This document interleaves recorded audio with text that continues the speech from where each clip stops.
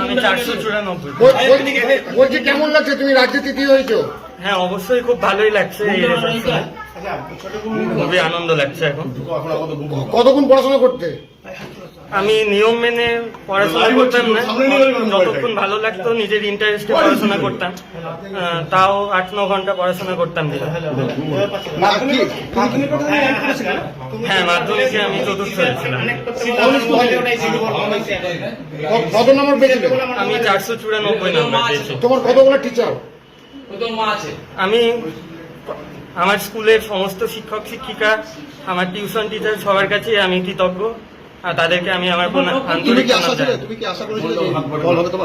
হ্যাঁ, আমার উচ্চ মাধ্যমিক পরীক্ষা আশানুরূপী হয়েছিল, তো কিছুটা তো আশা ছিল যে ভালো ফল করবো। দিনে আমি 7-8 ঘন্টা অন্তত পড়াশোনা করতাম, যতক্ষণ আমার ভালো লাগতো করতে।